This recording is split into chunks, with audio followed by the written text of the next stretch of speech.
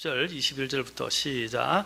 그러나 사랑하는 자들아, 너희는 너희의 지극히 거룩한 믿음 위에 너희 자신을 세우며 성령님 안에서 기도하고 하나님의 사랑 안에서 너희 자신을 지키며 영원한 생명에 이르도록 우리 주 예수 그리스도의 긍휼을 기다리라. 3절. 사랑하는 자들아, 공통의 구원에 관하여 내가 너희에게 서려고 모든 열심을 내던 차에 성도들에게 단 한 번 전달된 믿음을 위해 너희가 힘써 싸우라고 너희에게 서서 권면할 필요를 느꼈노니. 기도하겠습니다. 하나님, 오늘 이 시간에도 주님 앞에 나옵니다. 주님의 경배가 오늘 이 시간 최고의 경배가 되도록 도와주시고, 또 성령께서 우리의 마음들을 하나님의 말씀 가운데로 이끄시고, 또 주님 중심적으로 또 주님의 말씀을 받아들이고 또 주님 앞에 나아가는 시간이 되도록 도와주옵소서. 주님께 이 시간에 모든 시종일관을 은혜의 손에, 또 주님의 긍휼의 손에, 주님의 또 권능의 손에 의탁합니다. 주님 함께 해주시옵소서. 예수님의 귀하신 존함을 받들어 기도합나이다. 아멘. 앉으시겠습니다. 오늘은 저희가 지극히 거룩한 믿음에 대해서 알아보도록 하겠습니다. 지극히 거룩한 믿음. 지난 시간에 우리가 믿음의 종류에서 보배로운 믿음에 대해서 살펴보았습니다. 오늘은 이 지극히 거룩한 믿음, 우리의 이 신앙생활은 단지 구원을 받은 믿음에서 멈추는 것이 아닙니다. 우리 자신을 오늘 본문에 나와 있는 것처럼 거룩한 믿음, 그 중에서도 오늘 지극히 거룩한 믿음이라고 말하고 있는데, 이 지극히 거룩한 믿음 위에 세워야 합니다. 우리의 인생을 이 지극히 거룩한 믿음에 세워나가는 이유는, 이 먼저 믿음은 우리의 신앙생활의 터와 같습니다. 터. 믿음이 없으면 그 위에 아무것도 세울 수가 없습니다. 모든 공사는 다 터를 세우면서부터 시작을 하게 됩니다. 믿음은 영적 생활을 함에 있어서 바로 이 시작의 터를 세우는 것입니다. 그 다음에 우리는 거룩한 믿음 위에 우리의 자신을 세워 나가야 합니다. 그래서 오늘 본문에서도 너희 자신을 이라고 그랬죠. 너희 자신을 지극히 거룩한 믿음 위에 세우라 라고 말하고 있습니다. 거룩한 믿음이라고 하는 것은 3절에서 아까 읽었던 것처럼 먼저 이 믿음은 하나님께서 성도에게 단 한 번에 주신 믿음이다, 전달해 주신 믿음이라고 말하고 있습니다. 단 한 번 전달된 믿음이라고 그랬어요. 이것은 변하지 않습니다. 우리는 이 전달된 믿음 위에 우리의 모든 기초를 두어야 합니다. 골로새서 1장 23절에서도 만일 너희가 믿음 안에 거하여 터를 다지고 정착해서, 자, 믿음 안에 거해서 터를 다진다라고 말하고 있어요. 그리고 정착한다. 바로 이 믿음이 모든 것들의 시작이기 때문입니다. 그러니까 너희가 들은 복음의 소망에서 떠나지 아니하면 그리하시리라. 우리의 이 믿음 생활은, 믿음은 주관적인 믿음이 아니라 객관적인 객관적인 말씀의 체계 위에 세워져야 합니다. 우리 인생이라는 것은 하나님의 말씀 위에 건설하는 인생이 바로 하나님께서 기뻐하시는 인생이며 올바른 믿음의 길이라고 할 수 있습니다. 그러한 인생을 성경은 바위 위에 세운 인생이라고 말하고 있습니다. 로마서 1장 17절에 보면 이런 말씀이 있습니다. 우리가 그리스도의 복음을 부끄러워하지 않으니 라고 로마서 1장 16절에서 이야기하면서, 이제 그 믿음으로 모든 사람이 구원을 받게 하는 그 복음이 그 안에, 이 복음 안에 계시되어 있다라고 이야기했어요. 그런데 17절에 보면 뭐라고 말씀하시냐면, 이제 이 복음 안에는, 그리스도의 복음 안에는 복음 안에는 그리스도께서 이제 그 복음 안에 믿음에서 믿음까지 계시되어 있다라고 되어 있어요. 믿음에서 믿음까지 계시되어 있다라고 말하고 있습니다. 자, 이 첫 번째 이 믿음은 구원받는 믿음이라고 할 수 있습니다. 그리고 이 믿음 마지막에 뒤에 있는 이 믿음은 이제 아까 그 믿음 위에 우리가 세워가는 믿음이라고 할 수 있어요. 예수님을 우리가 일컬을 때 믿음의 창시자요 완성자라고 우리가 일컫습니다. 히브리서 12장에서 예수님은 믿음의 창시자요 완성자다라고 말하고 있습니다. 예수님은 그 바로 믿음을 시작하신 분이고 믿음을 끝마치신 분입니다. 그래서 그분이 먼저 믿음에서 시작해서 믿음으로 끝마쳤다는 것을 우리에게 보여주고 있습니다. 본으로 또 보여주셨어요. 마찬가지로 우리도 처음에 이 시작한 구원의 믿음에서 우리가 모든 것들이 끝나면 안 됩니다. 우리는 그냥 구원받은 믿음에서만 그치는 게 아니라 이제 믿음으로 살아가는 것입니다. 그래서 성경에서 그 신약에만 세 번을 하박국을 인용하는데 뭐라고 그랬습니까? 의인은 믿음으로 살리라 라고 이야기하는 것입니다. 의인은 믿음으로 살기 때문에 믿음에서 구원받은 데서 그치는 것이 아니라 믿음에서 구원받은 이후에 또 이 믿음의 완성 또한 우리의 이 모든 믿음 생활의 완성 또한 믿음으로 마무리하는 것입니다. 믿음에서 시작해서 믿음으로 끝나야 됩니다. 오늘 가장 많은 문제들이 뭡니까? 사람들이 구원 얻는 믿음에서 모든 것이 그냥 그것을 머물러 버리고 정지되어 버린다는 것입니다. 신앙의 성장이 없어요. 믿음의 성장이 없어요. 두 가지를 생각해야 됩니다. 하나는 이 믿음이 중간에 정지됐다는 것은 처음에 출발해서 구원받은 데서 그것을 정지해버렸다는 것은 두 가지입니다. 하나는 그 사람이 구원을 받았으나 믿음이 병들어서 더 이상 작동을 못하는 겁니다. 그래서 끝나는 거예요. 또 하나는 뭐냐면 그 사람이 받은 믿음은 정말 구원 얻은 믿음이 아니라고 할 수 있습니다. 성경에서는 구원 얻는 믿음이라고 말합니다. 이 구원 얻는 믿음은 전에도 얘기했죠. 이 믿음은요, 한번 들어오면 믿음은 살아서 역사하는 생명력이 있기 때문에 움직인다는 거예요. 여러분 세포가 있거나 여러분 씨를 한번 보십시오. 씨가 땅에 심기면 어떻게 합니까? 자라다가 죽을 수도 있지만 그 씨가 어떻게 해요? 생명력이 있기 때문에 움직인다는 것입니다. 역동한다는 거예요. 우리의 세포도 마찬가지예요. 세포가 살아있으면 움직인다는 거예요. 그렇죠? 생명력이 있다는 것입니다. 우리의 믿음도 하나님이 우리에게 주신 이 믿음은 살아 역사하는 믿음이에요. 안에서 움직인다는 거예요. 그런데 그 믿음이 작동을 하지 않고 구원받은 데서 거기서 끝나버린다 그런다면 그 믿음은 문제가 생긴 거예요. 아까 얘기했지만 구원 얻는 믿음이 아닌 잘못된 이런 형식적인 종교적 믿음이었든지 아니면 구원은 받았지만 이 믿음이 고장이 났다든지 아니면 믿음이 병들었다고 할 수 있어요. 성경은 뭐라고 했어요? 이제 너희 자신을 이 지극히 거룩한 믿음에서 세워가라고 말하고 있습니다. 우리가 또한 여기서 이야기할 때 성경은 그냥 믿음이라고 말하지 않고 지극히 거룩한 믿음이라는 지극히 거룩하다는 수식어를 지금 쓰고 있습니다. 지극히 거룩하다는 말은 뭡니까? 믿음을 통해 우리는 하나님을 우리의 마음의 중심에 모셔드렸어요. 하나님은 어떤 분이십니까? 거룩하신 분입니다. 오늘 오전에 배웠죠. 거룩하신 분이에요. 그리고 또한 거룩히 구별되시는 분이십니다.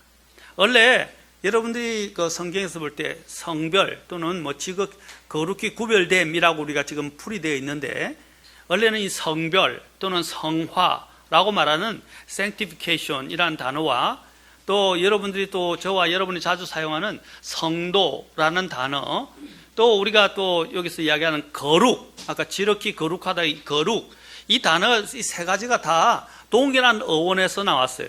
동일한 어원은 뭐냐면 set apart 이란 바로 따로 떼어놨다 따로 구별되었다라는 뜻에서부터 출발합니다. 모두 다 공통점이 그거예요. 따로 떼어 구별했다는 뜻입니다. 그렇죠?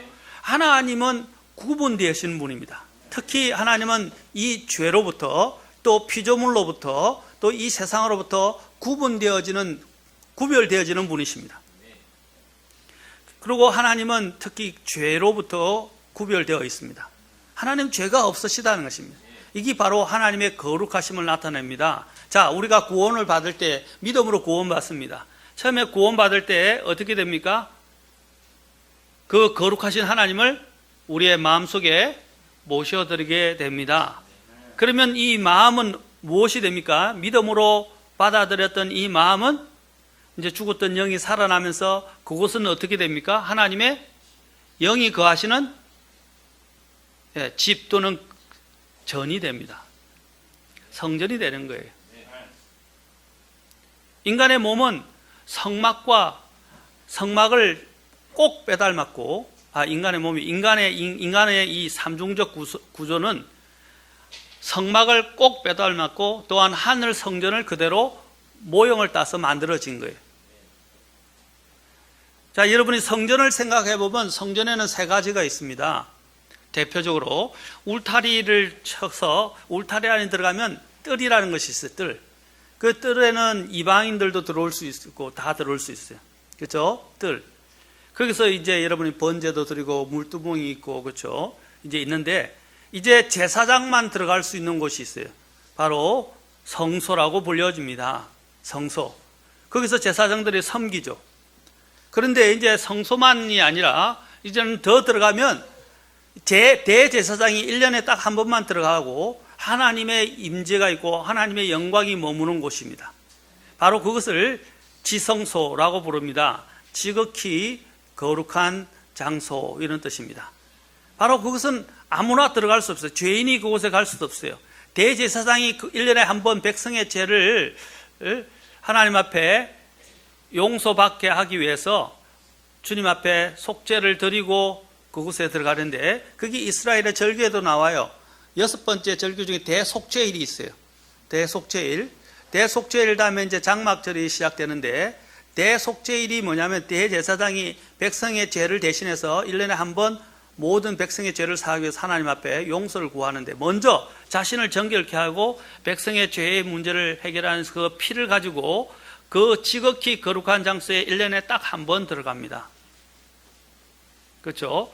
하나님은 너무 거룩하시기 때문에 그곳에 죄인이 근접할 수 없고 들어갈 수 없어요. 왔다 갔다 하면 안 돼요. 그래서 지극히 거룩한 장소에 인간은 근접할 수가 없어요.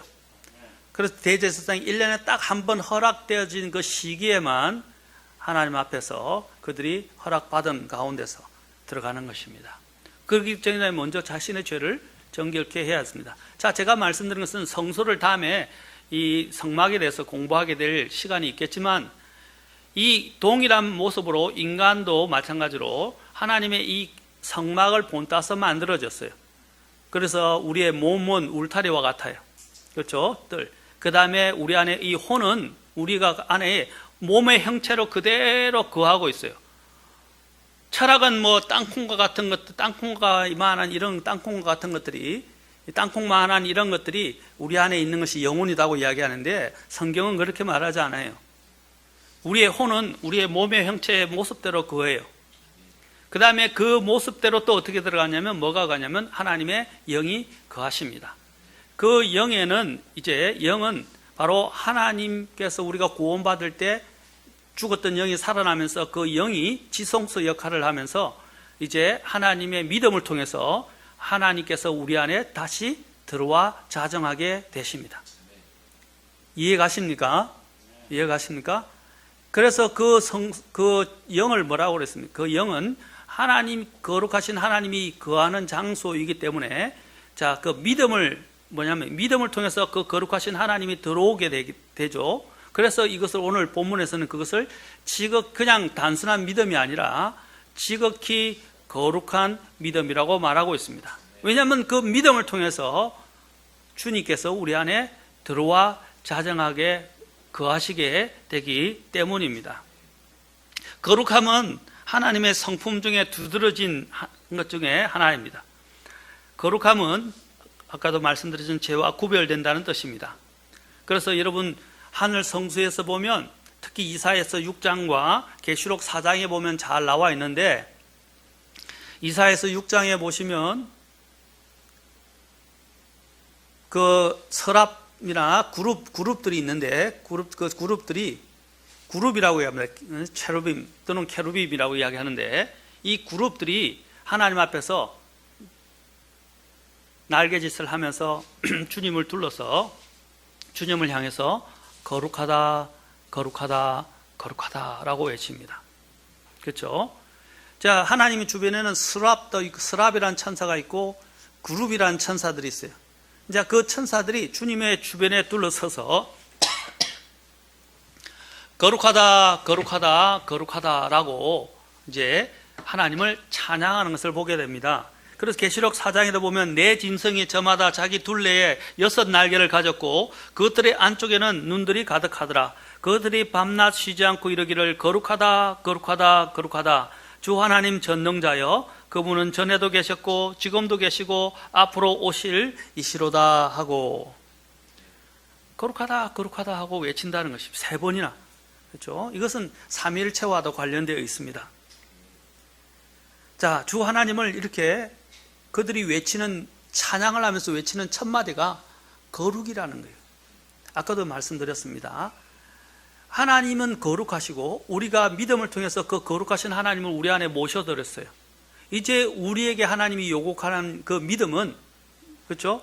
지극히 거룩한 믿음이라고 주님께서 정의하십니다. 구별되었다 이 말입니다.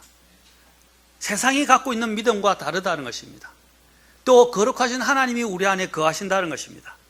이제 먼저 우리가 우리 자신을 그 지극히 거룩한 믿음 위에 세우기 전에, 우리가 세우기 전에 우리에게 먼저 필요한 것은 뭐냐면, 이 믿음이 지극히 거룩한 것이므로 지극히 거룩한 믿음으로 나타나도록 우리 자신들을 항상 주님 앞에서 우리 자신들을 정비해야 됩니다. 그래서 베드로서에서는 우리를 보고 하나님께서 뭐라고 말씀하십니까?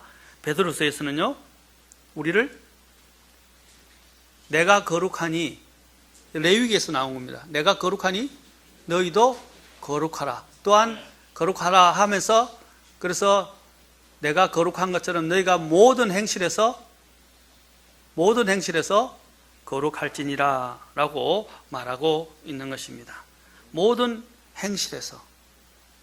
자, 이게 우리가 그냥 이 믿음을, 우리의 이 영도요, 성경은 분명히 이야기합니다. 우리가 어떤 분들은 이거 잘못 알고 있는데, 킹제임스 성경에서는 우리가 구원받았다고 해서 더러워지지 않는 게 아니에요. 더러워질 수 있다고 말하고 있습니다. 심지어는 우리의 영조차도 더러워질 수 있다고 성경은 말합니다. 자, 우리가 한번 가서 고린도서에 가서 봅시다. 여러분, 구원받는 것과는 별개로 우리의 영도 더러워질 수 있음을 우리는 알아야 됩니다. 자, 고린도후서 7장 1절.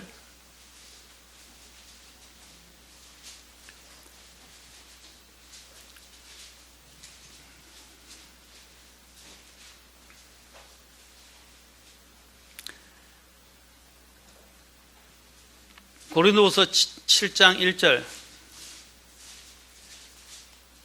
같이 읽겠습니다. 자, 고린도후서 7장 1절 전에 우리가 이것부터 읽읍시다. 이제 먼저 읽어야 여러분이 이 7장 1절이 왜 이러한 말이 나오게 된, 이러한 구절이 나오게 되는지를 자, 이해하게 됩니다. 자, 6장 14절부터 한번 같이 읽겠습니다. 6장 14절 시작. 너희는 믿지 않는 자들과 더불어 공평하지 않게 멍에를 매지 말라. 의가 불의와 무슨 사귐을 갖겠느냐? 빛이 어둠과 무슨 친교를 나누겠느냐? 그리스도가 벨리알과 무슨 일치를 보겠느냐? 혹은 믿는 자가 믿지 않는 자와 무슨 몫을 나누겠느냐? 하나님의 성전이 우상들과 무슨 조화를 이루겠느냐? 너희는 살아계신 하나님의 성전이니라. 하나님께서 이르시되 내가 그들 가운데 거하고 그들 가운데 거닐며 나는 그들의 하나님이 되고 그들은 내 백성이 되리라. 주가 말하노라. 그러므로 너희는 그들 가운데서 나와 분리하고 부정한 것을 만지지 말라. 그리하면 내가 너희를 받아들여 너희에게 아버지가 되고 너희는 내 아들 딸이 되리라. 주 곧 전능자가 말하노라. 7장 1절 시작. 그러므로 극진히 사랑하는 자들아, 우리가 이 약속들을 가졌은즉 하나님을 두려워하는 가운데 거룩함을 완전히 이루어 육과 영의 모든 더러움에서 우리 자신을 깨끗하게 하자. 우리 자신을 세우되 하나님께서는 그냥 믿음이 아니라 어떤 믿음 위에 세우라 그랬죠? 지극히 거룩한 믿음 위에 세우라 이 말입니다. 자, 우리가 믿음으로 구원받습니다. 그러나 그 믿음으로 구원받을 때 지극히 거룩하신 하나님께서 우리 안에 내주하십니다. 내주하시죠. 그 내주하시는 하나님이 이제 우리에게 요구하는 것은 그분이 거룩하신 것처럼 우리도 거룩하기를 원하고 모든 행실에서 거룩하기를 원하십니다. 그래야 하나님이 거룩한 하나님으로 우리 안에서 역사하실 수가 있어요. 그 하나님께서 역사하시는데 이제 오늘 주님께서 이야기합니다. 믿지 않는 자와 같지 않은 멍에를 맺지, 같이 멍에를 매지 말라 그랬어요. 불의와 사귀지 말라고 말씀하십니다. 어둠과 우리는 빛으로서 어둠과 친교를 갖지 말라고 말씀하십니다. 또 우리가 또한 이런 마귀와 같은 벨리알, 이 마귀들이죠. 영적인 이런 더러운 존재들과 함께 우리가 하나님은 섬길 수 없습니다. 우상들과 주님은 조화를 이루실 수 없습니다. 그분은 구분됩니다. 하나님은 이 모든 것들을 만드신 분입니다. 창조주와 피조물이 하나님 앞과 함께 겨룰 수 없습니다. 그런데 뭐라고 말해요? 너희는, 우리 구원받은 사람은 살아계신 하나님이 거하는, 이 거룩하신 하나님이 거하는 성전이다. 여러분, 이 말씀은 우리가 친구관계, 결혼 문제, 동업의 문제, 어떤 문제에도 다 적용되는 말씀입니다. 우리는 믿지 않는 사람들을 속에서 나와서 살 수는 없지만, 믿는 사람들과 같이 더불어 살아가지만 믿는 사람들과 함께 어떻게 했어요? 그들과 구분된 삶을 살아야 됩니다. 물론 그들을 친구도 있을 수 있고 그들과 함께 더불어 살아가지만 우리의 이 본성적인 특성은 그들과 함께 같이 살 수가 없어요. 여러분, 양이 돼지와 함께 같이 살 수 있어요, 없어요? 양은 정결한 짐승이에요. 양은 정결한 짐승이고 자신을 방어할 능력이 없어요. 인도자가 반드시 필요해요. 그래서 양은 더러운 곳에 오래 가두면 양은 곧 병들어 죽어버립니다. 그러나 돼지는 진창 속에 뒹굴어도 괜찮아요. 원래 그렇게 살도록 만들어졌기 때문에. 그러나 양은 그렇게 살 수가 없어요. 우리가 이런 더러움 속에서 이러한 세상의 이런 더러움과 우상들과 또 아까 이야기하는 불의와 믿지 않는 자와 함께 우리는 같이 멍에를 맬 수 없어요. 그래서 불신자와 결혼하는 것도 하나님이 기뻐하시지 않는 거예요. 하나님이 말씀하신 말씀의 원리에 어긋나는 겁니다. 우리 자매님들, 특히 젊은 청년 자매님들 잘 들으세요. 결혼 정년기가 됐을 때 아예 처음부터 결혼 안 하려면 모르겠지만 독신의 은사를 가졌든지 모르겠습니다만은 그러지 않으려면 그냥 주님이 주실 때 눈을 너무 높이지 말고 결혼하세요. 눈 너무 높이지 마세요. 눈 높아가지고 나이가 들어가다가 나중에는 나이가 차니까 홍기를 놓쳐가지고 발을 동동 구르다가 이제 나중에 되면 어떤 일이 있냐면 그냥 아무하고 결혼해버려요. 저는 그런 걸 많이 봤어요, 실제로. 제가 목회 이제 25년 넘게 하면서 그런 사람들을 너무 많이 봤어요, 청년들. 홍기를 놓치니까 나중에는 막 눈에 보이는 게 없는 게 그냥 아무라도 이제 좀 괜찮은 조건만 있으면 믿음이 없고 구원도 안 받는데도 그냥 붙잡고 결혼을 해버리더라. 자, 제가 다른 이야기를 했지만 여기 우리가 아까 주님 앞에서 우리는 구분된 자입니다. 불신자가, 그렇죠? 신자가 불신자와 같이 함께 멍에를 맬 수 없습니다. 여기에 이 가치, 멍에를 가치라고 이야기했는데 이 가치란 이 단어 속에 뭐냐면 unequally라고 되어 있어요. 이 뭐냐면 공평하지 않는, 동등하지 않는 멍에를 말합니다. 그렇죠? 가치 했는데 여기 나오죠? 공평하지 않게, 가치, 이렇게. 제가 한 가지만 더 말씀드리겠지만 옛날 그 중동에는 소가, 우리는 한 마리에다가 쟁기를 달아서 쟁기를 옛날에 저는 봤어요.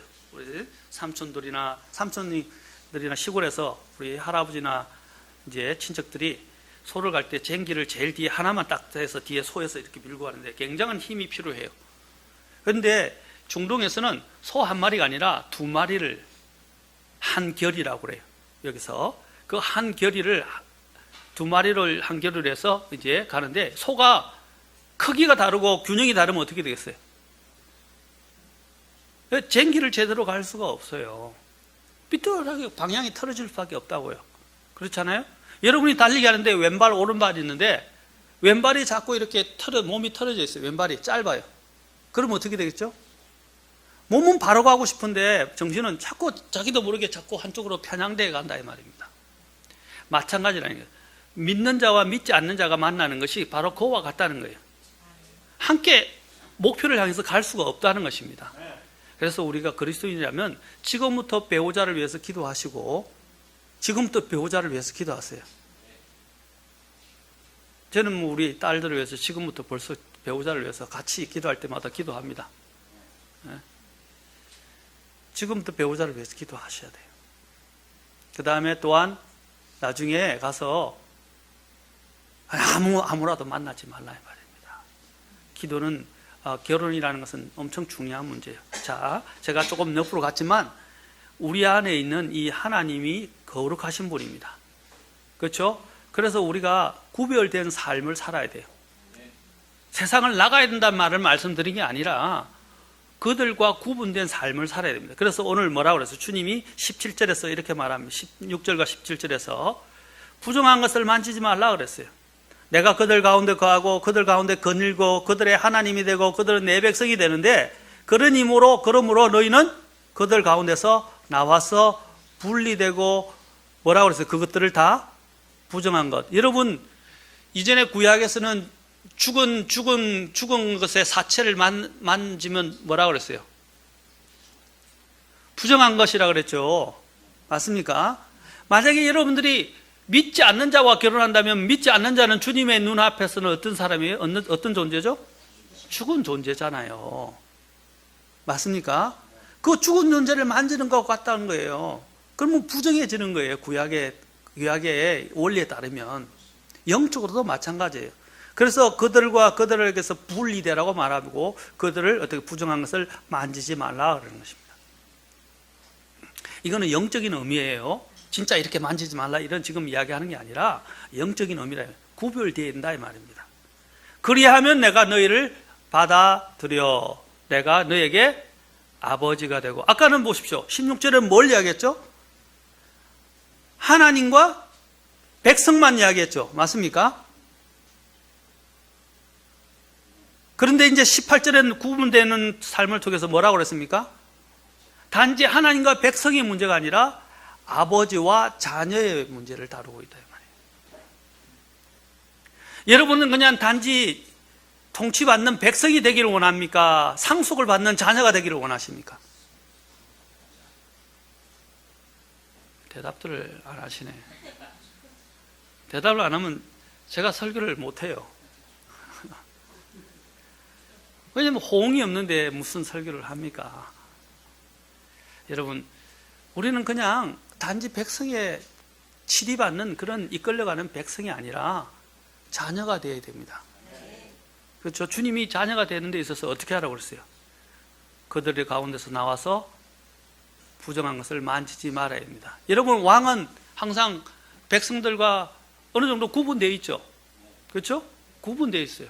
우리도 마찬가지예요. 우리의 이 하나님의 우리가 자녀라면 하나님의 자녀의 품성에 맞는 또 하나의 자녀의 지위에 맞는 또 하나님의 자녀로서의 그 덕성에 맞는 품행과 행동을 해야 됩니다. 그렇지 않습니까? 그래서 주님이 요구하는 거예요. 그래야 너희가 내 아들 딸이 되리라 라고 말씀하시고 7장 1절 보십시오. 그리고 우리가 이 약속들을 가졌은즉 하나님을 두려워하는 가운데 거룩함을 완전히 이루어 육과 영의 육과 아까 뭐라 그랬어요?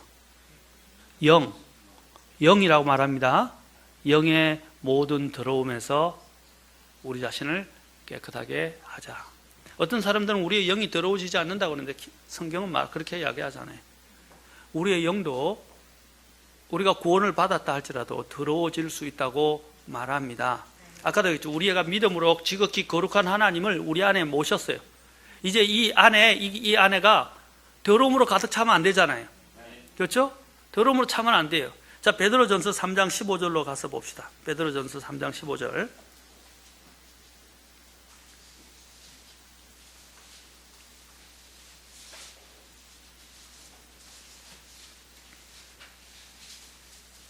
베드로전서 3장 15절.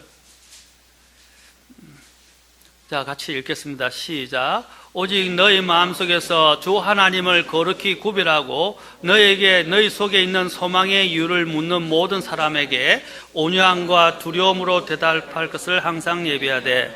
자, 제일 먼저 오직 너희 마음속에서 주 하나님을 어떻게 구별하라고요? 거룩히 구별하라. 거룩히 구별하라. 우리 안에 온갖 더러운 것들이 내 안에 마음속에 가득 차 있는 상태에서 주님을 모시기에 합당합니까? 안 합니까? 여러분 생각해 보세요. 내 집안이 지금 막 쓰레기로 가득 차 있는데 손님을 받아들이겠어요? 귀한 손님을?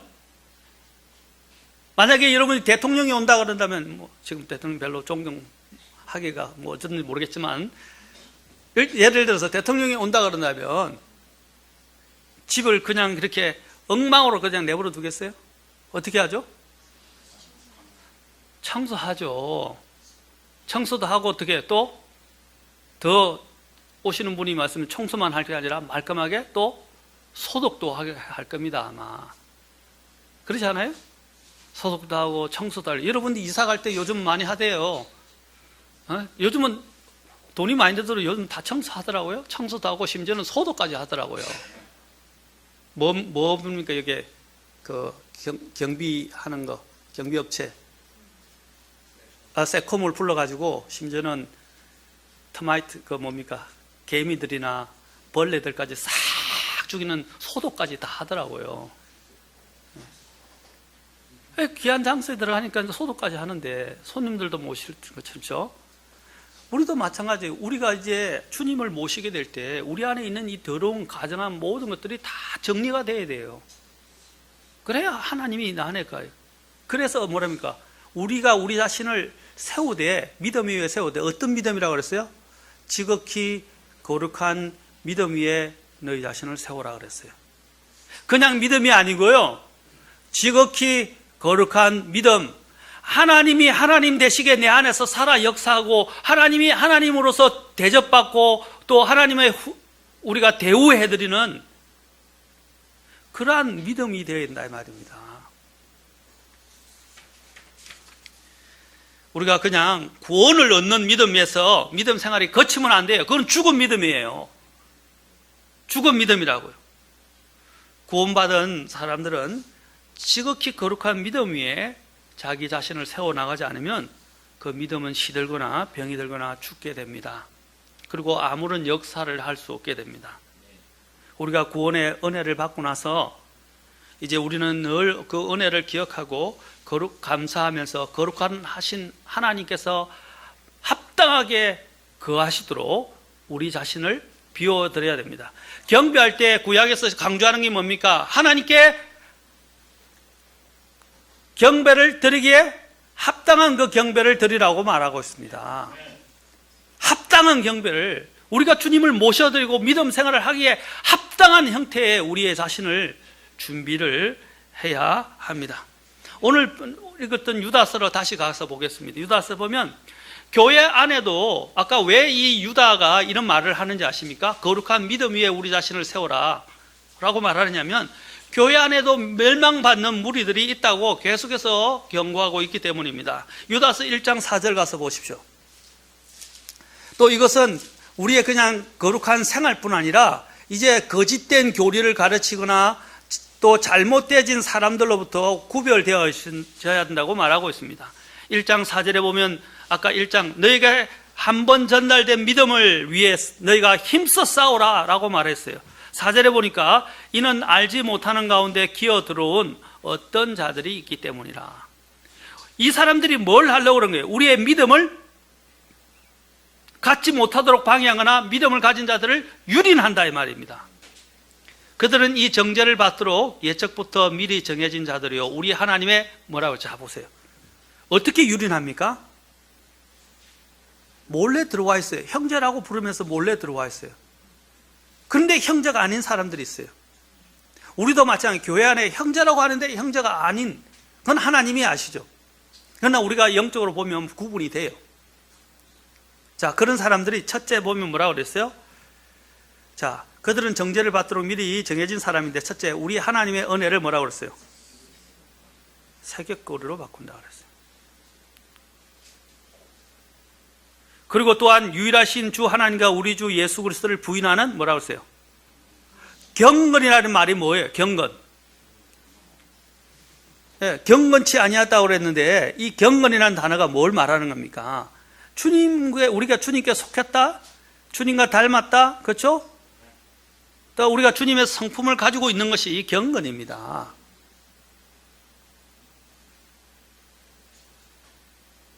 그들은 바로 우리가 이 주님의 그 불경건한 자들이라는 거죠.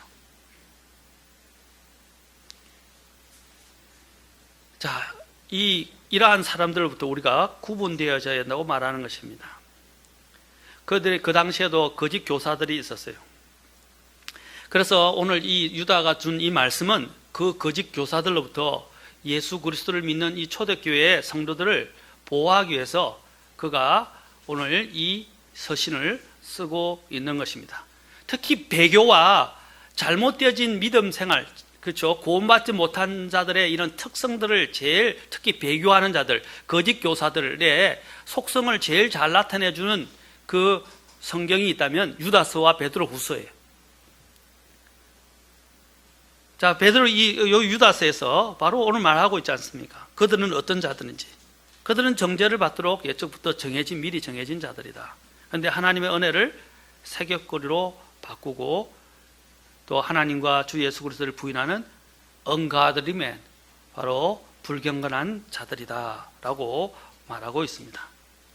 예수님께서 성천하신 후에도 이러한 사탄의 가르침을 따라서 많은, 처음에 유다 이 시대까지 예수님을 믿지 않는 자들, 그리고 예수님을 잘못 이용하는 자들이 있었다는 사실입니다. 우리가 보통 이야기하는 이단들이 있었다는 거예요. 그 당시에도 행행했었어요. 지금까지도 이단들이 오늘날도 있어요. 성경에서는 말했어요. 지금까지 많은 적그리스도들이 있었다고 이야기했어요. 적그리스도들이 있었다고 이야기합니다. 마지막에 올 적그리스도를 The Antichrist라고 그래요. 유일한 적그리스도 나중에 오게 될. 그 이전에 또 성경의 마태복음에서는 많은 적그리스도들이 있었다고 이야기를 합니다. 물론 특히 교황들이나 그 외에도 여기 이단들이 많이 있죠. 문선명, 여러분 알고 있지만 다 이단들의 그 교주들이 다 일종의 적그리스도예요. 적그리스도의 영을 가진 자들이에요.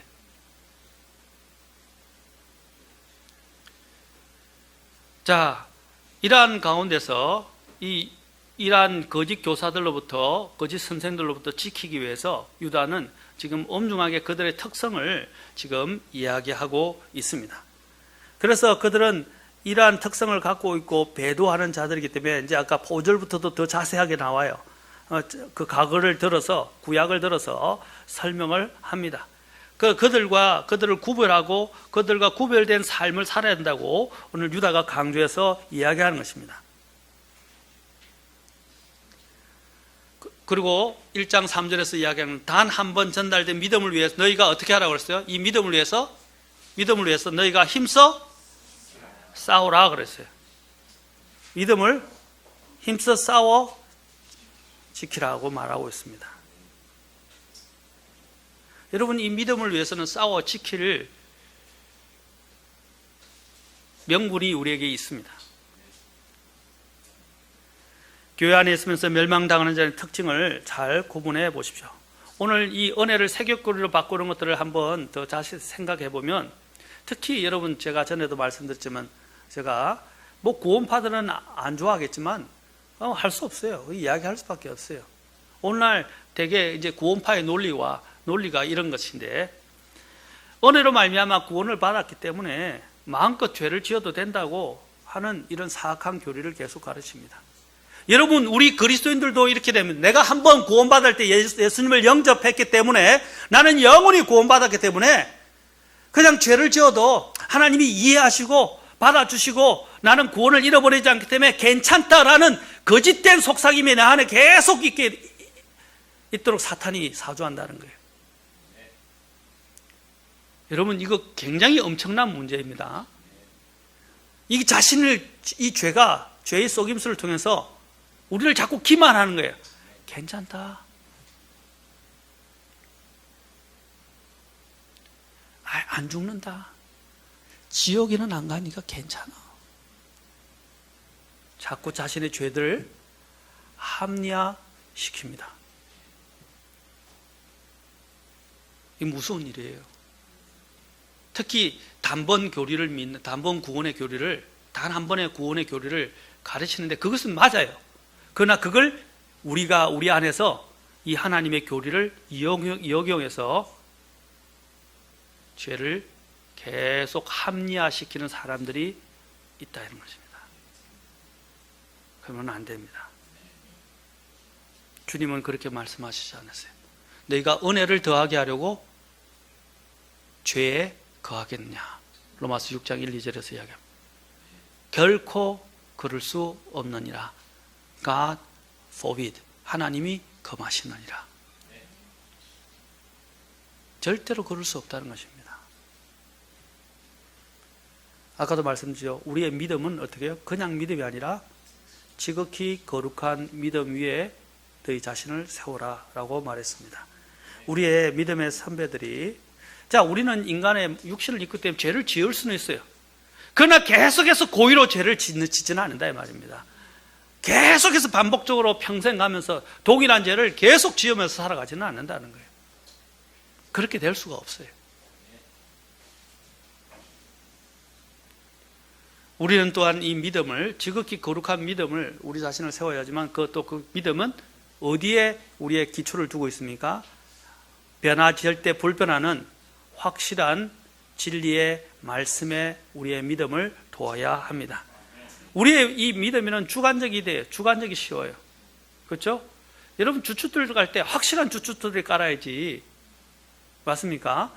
확실한 터 위에다가 세워야지. 불확실한 터 위에 세우면 집이 나중에 다 무너져요. 그래서 여러분, 제일 건축할 때 가장 많이 공들여서 하는 작업이 뭐예요? 기초를 닦는 일 아닙니까? 그 안에 초석을 놓고 초석을 다지고 기초를 닦는 일이에요. 그 기초가 든든하지 않으면 무너져요. 우리의 믿음의 영웅들은 이러한 지극히 거룩한 믿음 위에 자신을 세워갔던 사람들입니다. 그들이 말하는 믿음은 그냥 믿음이 아니라, 그들은 단지 그냥 그 믿음이 아니라 지극히 거룩한 믿음 위에 세워졌기 때문에 그들이 믿음의 영웅의 장에 그들의 이름이 기록된 것입니다. 우리 주님께서 말씀하신 건 믿음에서 믿음까지 한 것처럼 의인들은 뭡니까? 믿음으로 살리라 했고, 그 믿음으로 살리라 한 사람들의 어떻게 믿음으로 살았던 그 기록이 바로 히브리서 11장에 기록되어 있는 것입니다. 바로 믿음의 전당에 기록된 것입니다. 저와 여러분들도 믿음의 전당에 우리의 이름이 기록될 수 있습니다. 자, 우리가 이러한 믿음이 더 우리 자신을 세워가기 위해서는 단지 아까 구원받은 믿음에서 그치면 안 되고 지극히 거룩한 믿음인데, 그 믿음에 우리 자신을 세워가기 위해서 사도 베드로는 우리에게 권면합니다. 베드로후서 1장 5절부터 7절 이제 다 돼갑니다.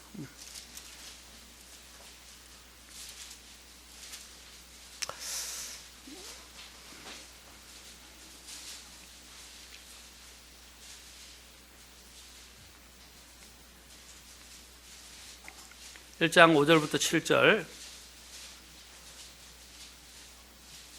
자, 1장 4절에서 먼저 뭐라고 그랬습니까? 아까 동일한 비슷한 말을 합니다. 자, 그것들로 말미암아 지극히 크고 보배로운 약속들이 우리에게 주어졌나니 이것은 너희가 이 약속들을 힘입어, 잘 보세요, 정욕으로 인해 세상에 있게 된 썩을 것을 피하여 그 다음에 하나님의 뭐라고 했어요? 본성에 참여했다. 이 본성이 뭡니까? 하나님의 거룩하심. 그렇죠? 거룩하심이 있는 거예요. 자, 하나님의 이 본성에 참여하는 자가 되게 하려 합니다. 자, 5절부터 보세요. 이것과 더불어 열심을 다하여 너희 믿음의 덕의 지식을, 지식의 절제를, 절제의 인내를, 인내의 경건을, 경건의 형제의 친절을, 형제의 친절에 사랑을 더하라. 이것들이 너희 안에 있어 풍성하면 이라고 말합니다. 자, 우리가 더 나아가야 됩니다. 8절 계속 보겠습니다. 이것들이 너희 안에 있어 풍성하면 그것들이 너희가 우리 주 예수 그리스도를 아는 것에서 빈약하거나 열매를 맺지 못하는 자가 되지 아니하게 하려니와 이것들이 없는 자는 눈먼 자요 멀리 볼 수 없는 자며. 자, 보십시오. 자기의 옛 죄들에서 자기가 깨끗하게 된 것을 잊은 자니라. 이 말은 뭡니까? 죄에서 깨끗하게 된 그 은혜를 아는 사람은 어떻게 해요? 하나님께 너무 감사하고 그 은혜가 북받쳐서 그 은혜에 감사함으로 살아가게 된다는 거죠. 그렇죠? 그리고 죄를 어떻게 해? 더 죄를 거부하게 돼요. 아까 정욕들을 거부한다 그래요. 죄를 밀어내. 나는 이렇게 살 수 없어. 하나님이 어떻게 십자가에 죽으셔서 나를 위해서 죽으시고 피를 흘리셨는데, 희생하셨는데 내가 계속 죄 가운데 살 수 있어. 죄를 밀어낸다면 난 이렇게 살 수 없어. 내가 이제 부모님이 나를 너무 사랑하는 걸 아는데, 그렇죠? 부모님의 이름에, 부모님의 얼굴에 먹칠하는, 그렇죠? 먹칠하는 일들을 내가 할 수 없다고 생각할 거 아닙니까? 살아가면서 내가 우리 부모님의 마음을 아프게 해드려서 나를 얼마나 사랑하시는데 나는 그렇게 살면 안 되지. 그래서 친구들이 유혹하고 나쁜 짓 하자 그래도 안 돼. 내 엄마가 내 어머님이나 내 아버지가 얼마나 고생하면서 나를 키우고 나를 얼마나 사랑하시는데 내가 부모님의 마음에 못을 받고 또 부모님의 얼굴에 먹칠을 할 수 있을까? 안 돼. 친구들한테 NO! 라고 이야기하는 것처럼 마찬가지로 우리가 하나님의 자녀라면 어떻게 하겠어요? 안 돼. 안 돼. 하나님의 은혜를 새벽거리로 바꿀 수 없어.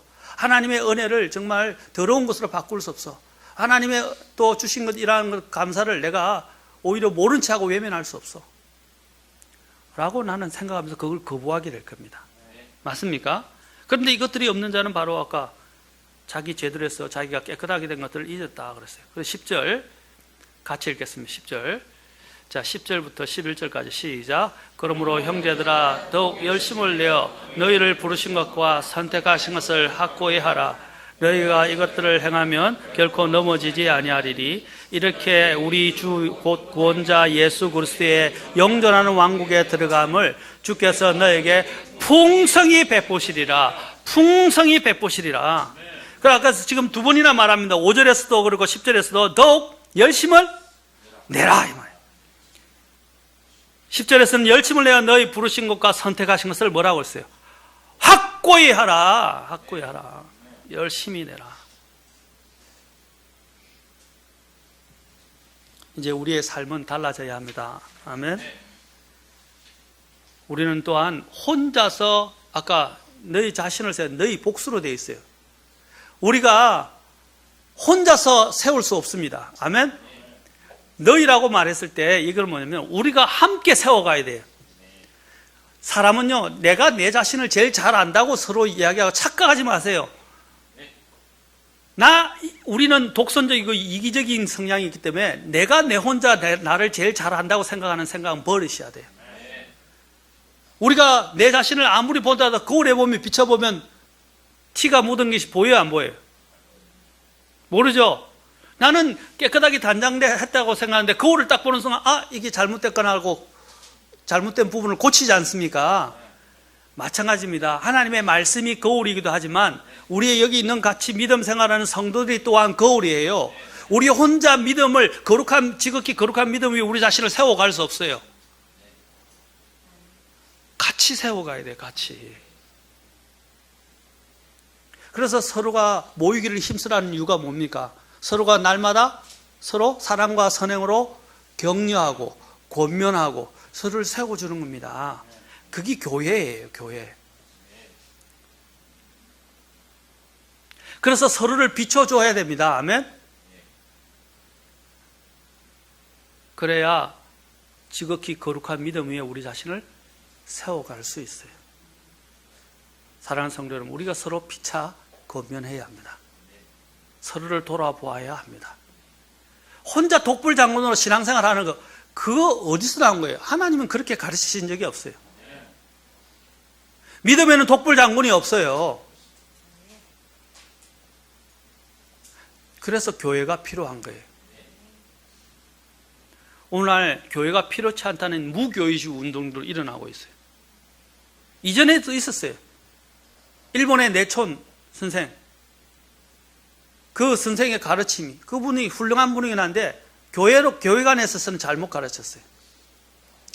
그럼 오늘 교회관을 가르치는데 이 교회가 오늘 너무 여러 가지 문제가 많다 보니까 오늘 반교회적인 사람들이 많아지고 있고, 교회 없이도 혼자 믿음 생활을 할 수 있다는 이런 사람들도 생기고 있어요. 이 굉장히 위험한 발상이에요. 우리는 다 구원받은 죄인들입니다. 그 죄인들이 모여서 주의 말씀에 따라 같이 서로를 교정해가고 서로를 권면하고 잡아주고 사랑하고 돌보면서 교회가 세워져 가는 거예요. 저 천국에 갈 때까지는 완벽한 교회는 없어요. 완전한 사람도 없어요. 완전한 목사도 없고 완전한 성도도 없어요. 오늘날 문제가 뭐냐면 여기 써 있는 게 인본주의가 교회 안에 들어왔어요. 그 공산주의의 영이 교회 안에 들어왔다 이 말입니다. 공산주의의 영이 뭡니까? 사회주의 영이? 사회주의가 뭔지 아십니까? 결론적으로 이야기하면 인간의 힘으로 공정과 공평과 평등을 만들겠다는 거예요. 정의를 세우겠다는 거예요. 왜냐하면 그들의 눈에는 모든 것들이 모순덩어리로 보이거든요. 모든 게 부조리로 보이고 모든 게 잘못된 것을. 그래서 자신들의 힘을 만들어서 자신들이 이 공평한 세상을 만들고 정의로운 세상을 만들겠다고 하는 것이 사회주의이고, 그게 사실은 후천년주의 복음이에요. 인간의 힘으로는 이 세상에 파라다이스 낙원을 만들 수 없어요. 그 공산주의자들은, 사회주의자들은 자신들의 힘으로 이 세상을 의와 평화의 세상으로 만들겠다고 하는 거예요. 근데 그 사상이 교회 안에 들어와서 교회 사람들이 뭘 하냐면 모든 잣대를 자신은 완전한 것처럼 자신들은 이 세상에서 공평과 의의 세상을 만들 수 있을 것처럼 이야기하면서 계속 그걸 정의를 부르짖는다 이 말이죠. 정의를 부르짖고 의를 부르짖는 것은 필요한 일이에요. 그건 한 가지 알아야 돼요. 우리 모두가 죄인이라는 사실을 알아야 돼요. 그걸 인정해야 돼요. 아멘. 그리고 다른 사람들을 우리가 정죄하고 바로 잡기 위해서가 아니라 우리가 함께 서로 권면해서 서로를 어떻게 해요? 교정해줘서 같이 가는 것이지 내가 그 사람을 정죄하는 게 아니에요. 그런데 사회주의 영은요, 정의를 이야기하면서 다른 사람들을 정죄하고 바로 잡으려고 그래요. 주님이 오시기 전까지는 이 세상은 바로 잡힐 수 없어요. 맞습니까? 이 땅에 있는 동안 우리가 실은 살아가고 있는 이 자본주의, 민주주의는요, 당연히 불평등과 부조리와 여러 가지 불합리와 불공평함이 존재할 수밖에 없어요. 자, 다시 이야기해서 스웨덴 같은 데 봅시다. 스웨덴, 핀란드 보세요.